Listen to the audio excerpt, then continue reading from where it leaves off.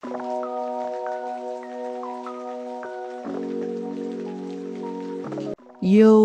what's up guys? Kembali lagi di channel The Nabila Way. Kali ini kita bakal bahas sosok yang diminta sama kalian di kolom komentar video gue kemarin. Jadi, ini dia. Gottfried Wilhelm Leibniz. Dia nggak cuma jenius nih di satu bidang, tapi di banyak banget bidang. Dari filsafat, matematika, sampai psikologi. Ya, kayak paket all-in-one gitu. Dan pemikirannya masih relevan banget sampai sekarang.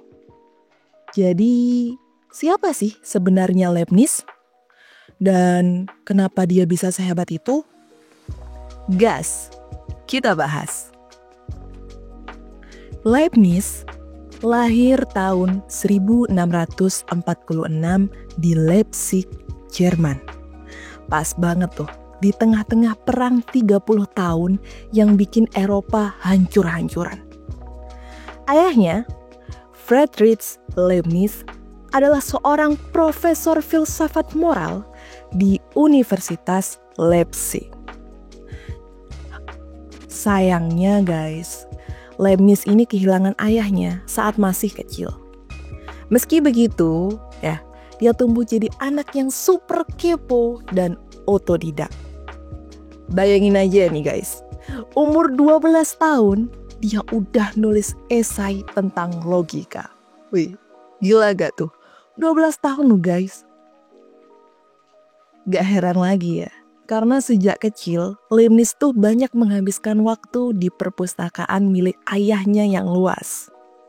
Di sana dia belajar sendiri bahasa Latin, Yunani, dan membaca berbagai karya besar dari Aristoteles, Descartes, sampai ilmu matematika terbaru.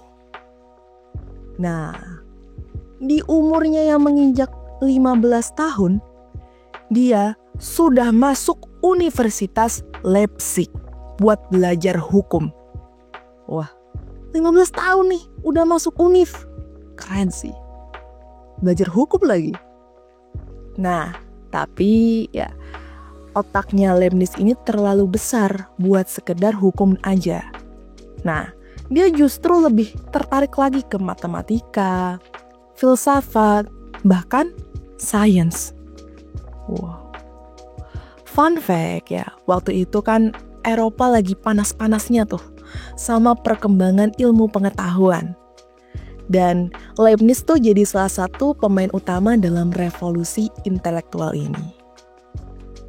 Setelah menyelesaikan studinya di Leipzig, Leibniz mengajukan tesis doktoralnya di bidang hukum di Universitas Altdorf dan langsung ditawari posisi profesor. Wah, tawari posisi profesor nih. Tapi guys anehnya dia nolak. Loh, kenapa? Karena dia punya ambisi lebih besar buat menjelajahi dunia intelektual yang lebih luas. Setelah itu, dia mulai bekerja di berbagai posisi akademik dan politik. Nah, salah satu tugasnya adalah mengembangkan sistem perpajakan dan reformasi hukum di Mainz.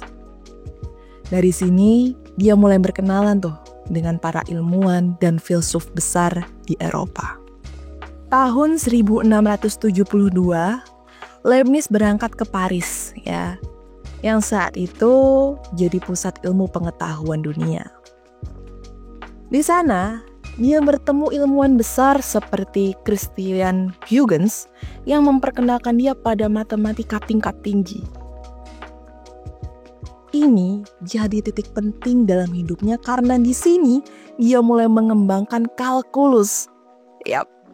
Kalkulus tuh yang kita pelajari di sekolah itu ternyata Leibniz itu juga ikut berperan di dalamnya.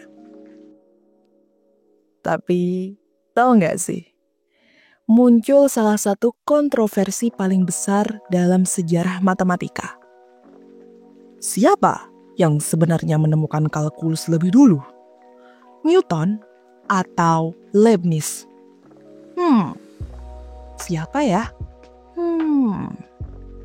Jadi, baik Newton maupun Leibniz tuh sama-sama mengembangkan kalkulus, guys. Tapi dengan pendekatan yang berbeda.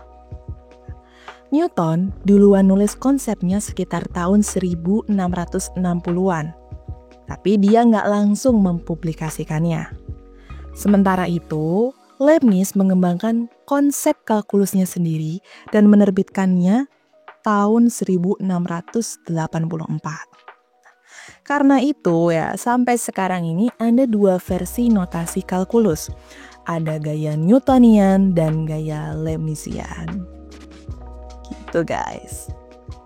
Kontribusi Leibniz nih gak cuma di bidang kalkulus aja loh. Dia juga ngembangin konsep biner. Ya, Leibniz adalah orang pertama yang memahami bahwa angka biner 0 dan 1 bisa digunakan untuk merepresentasikan semua angka dan logika matematika. Ini adalah dasar dari sistem komputer modern yang kita pakai sekarang tuh. Dia juga nyiptain kalkulator mekanik. Ya. Leibniz mendesain kalkulator yang disebut stepped reckoner yang bisa melakukan operasi penjumlahan, pengurangan, perkalian, bahkan pembagian secara otomatis. Ini adalah salah satu langkah awal menuju kalkulator dan komputer modern. Bayangin guys, di abad ke-17 loh, di mana teknologi itu masih jarang ada, dia sudah bisa menciptakan hal secanggih itu. Nih, mencengangkannya lagi, dia juga mencetuskan ide kecerdasan buatan. Ya, Leibniz itu percaya bahwa mesin bisa digunakan untuk berpikir secara logika. Dia bahkan membayangkannya adanya mesin yang bisa meniru cara manusia berpikir dan memecahkan masalah.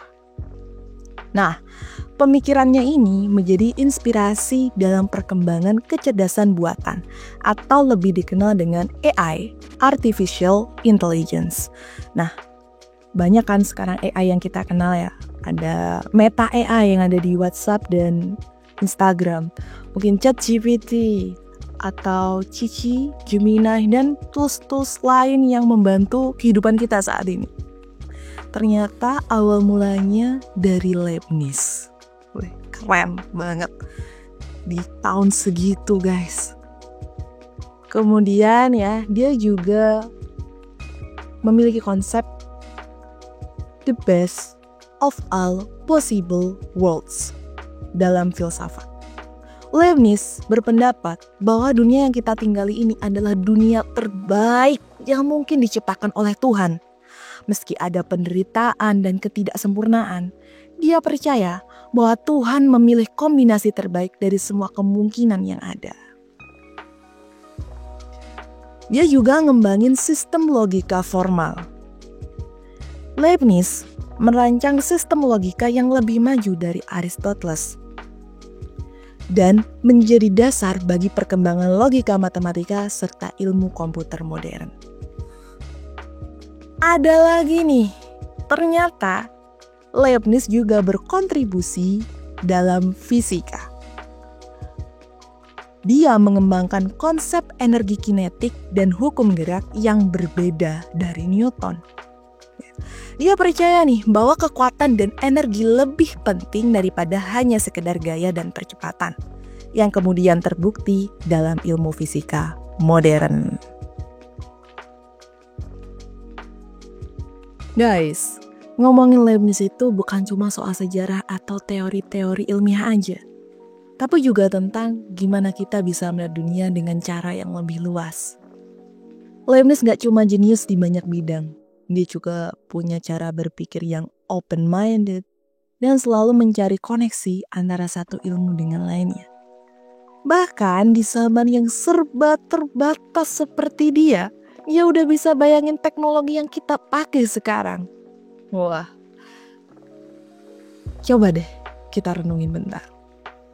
Berapa banyak hal di sekitar kita yang sebenarnya bisa kita lihat dengan perspektif berbeda. Apakah kita sudah cukup berani mengeksplorasi bidang-bidang lain di sekitar kita? Apakah kita sudah berani keluar dari zona nyaman? Ya, kadang ide besar itu butuh waktu buat diterima. Dan mungkin saat ini kita belum menyadari betapa pentingnya apa yang sedang kita pelajari atau pikirkan. Tapi jangan khawatir ya, karena semua itu punya waktu dan tempatnya. Leibniz ngajarin kita buat terus berpikir besar dan gak takut buat jadi beda. Kalau lo punya ide atau mimpi besar, jangan takut buat mengejar atau mewujudkannya. Gas terus. Mungkin dunia gak akan paham secara langsung ya kan. Tapi ingat, beberapa ide hebat baru dihargai setelah waktu berlalu. So, mulai sekarang, coba deh buka pikiran lo lebih lebar lagi. Jangan terjebak dalam rutinitas atau cara pandang yang sempit. Siapa tahu, lo bisa jadi bagian dari perubahan besar berikutnya. Kayak Leibniz nih, yang sampai sekarang masih menginspirasi kita. Itu tadi cerita tentang Leibniz di The Nabila Way. Kalau kalian suka pembahasan kayak gini, jangan lupa like, komen, dan subscribe biar makin banyak konten keren lainnya. BTW guys, kalau kalian punya tokoh lain yang menurut kalian inspiratif ya, jangan ragu buat tulis di kolom komentar ya. Boleh tokoh-tokoh sejarah, ilmuwan, filosof, atau siapa aja yang menurut kalian punya cerita luar biasa. Kita bakal terus gali lebih dalam dan cari inspirasi dari orang-orang hebat di luar sana. Siapa tahu, tokoh yang kalian usulkan bakal jadi video selanjutnya. So, sampai jumpa di video berikutnya. Jangan lupa selalu terbuka untuk belajar dan berpikir besar. Karena ingat, jalani hidup lo dengan cara lo. Gue Nabila, and bye.